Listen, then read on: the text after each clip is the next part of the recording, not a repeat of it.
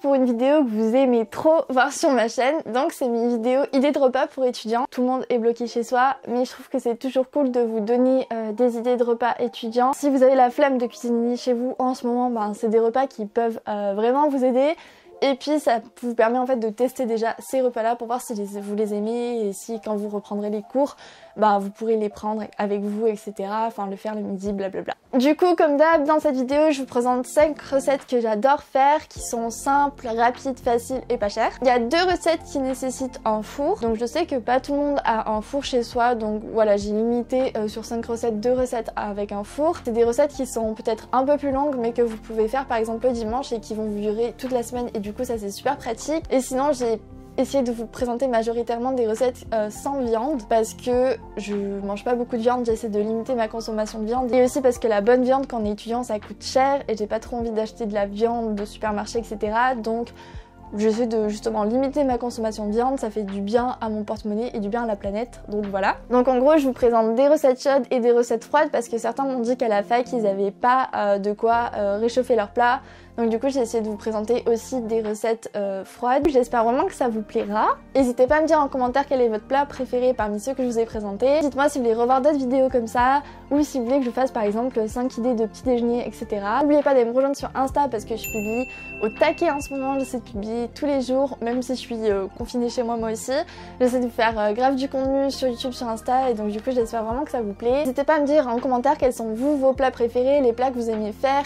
Les plats que vous recommandez aussi à ceux qui regardent cette vidéo. Voilà, comme ça on se donnera tous des idées, c'est grave cool. Si c'est la première fois que vous tombez sur mes vidéos idées de recettes pour étudiants, j'ai fait une playlist sur ma chaîne, donc vous pouvez juste aller checker ça, où je vous mettrai dans le petit i. I have no idea where is the petit i, but anyway. Et c'est parti, let's go, je vais arrêter de blablater parce que voilà. C'est parti. Et n'oubliez pas de mettre un pouce et de vous abonner à ma chaîne s'il vous plaît. Bisous.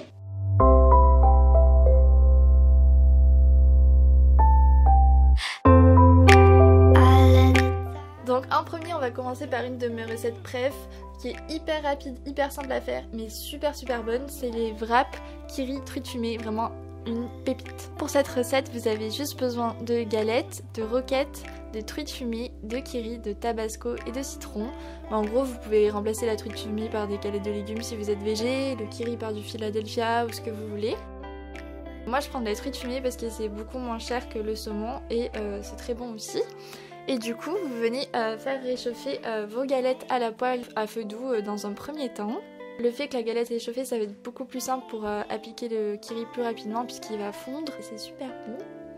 Donc ensuite vous tartinez votre galette de Kiri.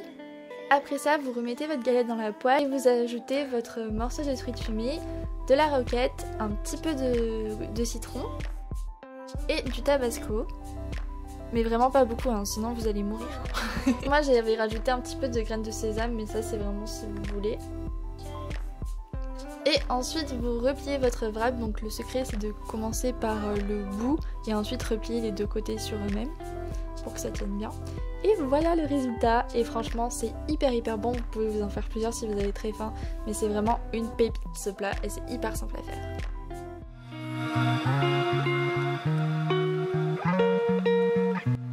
Le second plat, les pasta feta pampas, c'est un de mes plats préférés, il est hyper simple à faire et il est si bon vraiment, je crois que je me fais ce plat au moins 2 fois par semaine tellement je suis accro. Donc en gros, pour reproduire ce plat, vous avez juste besoin de pâtes, de sauce tomate, de feta et surtout l'essentiel de cette recette, n'oubliez pas de mettre du sirop d'agave, c'est vraiment ce qui va venir donner le petit goût sucré à ce plat et qui va vraiment faire tout le goût du plat. En gros, dans un premier temps, vous allez couper votre feta vraiment très grossièrement en tout petits morceaux et vous allez faire cuire vos pâtes. Et dans une poêle, donc vous allez mettre un peu d'ail, un filet d'huile d'olive et vous allez verser votre sauce tomate. Donc moi je prends toujours la sauce tomate Carrefour à 50 centimes en brique ou en pot vraiment. Vous mélangez vos pâtes avec la sauce tomate. Et vous venez ajouter la feta et là c'est tellement bon, genre ça fond, c'est vraiment super bon. Vous mélangez tout ça et ensuite vous ajoutez les olives vertes dénoyautées. Et en gros là pour la sauce, moi j'ajoute toujours un peu de piment doux, sinon vous pouvez ajouter un tout petit peu de tabasco. Et ensuite j'ajoute du sirop d'agave, là c'est vraiment le truc qui fait tout le sirop d'agave pour cette recette, c'est vraiment trop bon. Un peu de citron, un peu de parmesan si vous voulez, mais c'est pas obligé parce qu'il y a déjà de la feta. Et voilà, c'est tout. Vous voyez, c'était hyper simple et pourtant c'est tellement bon, vraiment. Il faut que vous testiez cette recette et vous me direz en commentaire ou sur Insta si vous l'avez testé. Mais vraiment, une pépite.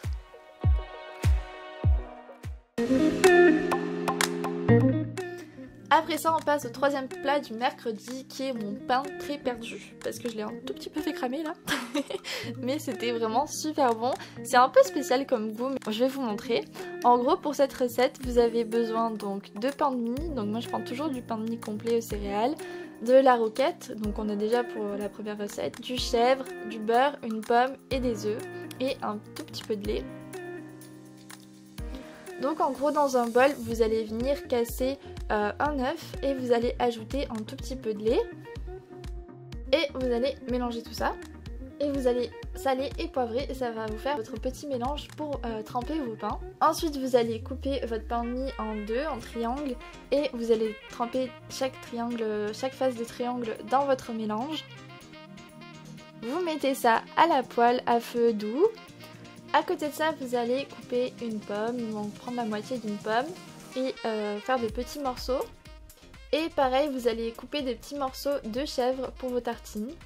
Et vous ajoutez donc vos morceaux de chèvre. Puis ensuite, vous ajoutez les pommes que vous pouvez faire revenir à la poêle un petit peu avant avec un peu de sucre si vous voulez que ce soit un peu plus sucré. Puis après ça, vous ajoutez un tout petit peu de piment doux ou alors carrément de la cannelle pour vraiment faire un mélange sucré-salé. Et là vous ajoutez vos tartines, sauf que j'ai oublié de mettre la roquette. Donc là je vais ajouter la roquette discretos. Et voilà, vous faites cuire ça à feu doux. L'effet un peu métissé des pains là c'est tout à fait normal puisque c'est du pain perdu. Voilà, vous allez voir c'est vraiment super bon, ça cale très bien. Et vous pouvez vous faire une salade à côté si vous voulez pour compléter. Mais vraiment ces petits pains perdus sucrés salés c'est vraiment super bon. Et c'est facile à emporter en lunch. Ensuite pour jeudi et vendredi on passe à des recettes qui nécessitent un four. Donc c'est pour ça que je les ai mis en dernier parce que je sais que pas tout le monde a un four. Le jeudi c'est le jour de la tarte.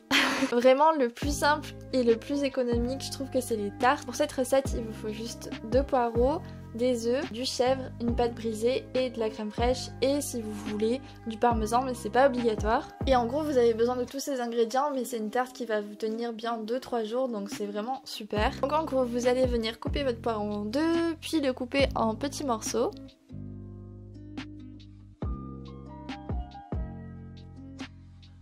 Ensuite vous allez faire revenir vos poireaux dans une poêle avec de l'huile d'olive et là c'est vraiment ce qui va ajouter du goût à la tarte. Avec un tout petit peu d'ail si vous voulez. Puis dans un bol vous allez venir casser 3 œufs. Vous allez les mélanger. Ajouter de la crème fraîche. Donc moi j'ajoute en général 2 cuillères et demie de crème fraîche. Ensuite vous mélangez tout ça au fouet pour que ce soit vraiment homogène. Puis dans un plat à tarte vous allez venir dérouler votre pâte brisée. Et moi ce que je fais pour que la pâte s'aère comme il faut, c'est que je fais des petits trous à la fourchette dans ma pâte. Petite astuce. Et vous allez venir aussi couper votre bûche de chèvre en petits morceaux. Donc en général il faut carrément une bûche entière de chèvre. Et après ça, une fois que vous avez mis votre pâte brisée, vous pouvez ajouter les poireaux, puis ajouter votre mélange. Vous étalez tout ça comme il faut, vous ajoutez vos petites bûches de chèvre. Et voilà, c'est prêt pour aller au four. Et donc au préalable il faut chauffer votre four à 180 degrés et vous laissez la tarte au four pendant 40 minutes. N'oubliez pas de vérifier régulièrement la cuisson. Et ensuite vous avez une tarte toute belle et vraiment méga bonne. Le mélange poireau chèvre, je trouve que c'est super bon. Et moi ce que je fais c'est qu'en fait je la découpe en plusieurs morceaux. Et pour chaque midi je me prends 2 morceaux de tarte dans un Tupperware et je l'emmène avec moi pour le lunch. Voilà. Ok, pour la dernière recette, il s'agit du gratin pimpin. Le gratin feta, pâte, épinards. C'est vraiment super bon, super rapide à faire et très simple. En gros, pour cette recette, il vous faut des pâtes bien sûr, des épinards, donc moi j'avais des épinards surgelés, et aussi du parmesan si vous voulez. Pour faire de la béchamel, il vous faut du lait, de la feta qui va remplacer la farine, du beurre. Donc en gros, ce qu'on va faire, c'est qu'on va d'abord faire cuire les pâtes. Donc moi, j'avais pris des pâtes semi-complètes. Et à côté de ça, vous allez faire fondre 50 g de beurre. Et vous allez ensuite découper de la feta en tout petits morceaux puisqu'après vous allez venir l'émietter. Donc voilà, vous l'émiettez bien comme il faut dans un bol. Et ensuite, on va venir verser son beurre dans un bol et on va venir ajouter la feta qui va venir un peu épaissir cette béchamel un peu improvisée. On ajoute du lait et on mélange bien comme il faut et on continue de verser du lait en même temps, mais je ne pouvais pas tout vous filmer en faisant ça à la fois. Et ensuite, on va venir beurrer un plat et on ajoute nos pâtes. Après ça, on va venir ajouter les épinards qu'on a décongelés. Donc on les éparpille un peu partout et par-dessus, on va venir ajouter cette béchamel feta qui va venir ajouter un petit goût de fromage fondant hyper bon. On saupoudre de parmesan et on met ça au four. Donc là, on l'avait laissé au four 20 minutes à peu près à 180 degrés. Mais vérifiez en fonction de votre four, etc. Et voilà, ça fait un joli gratin vraiment super beau et très bon. Alors que pourtant les épinards c'est pas la folie les gars, mais là c'était excellent.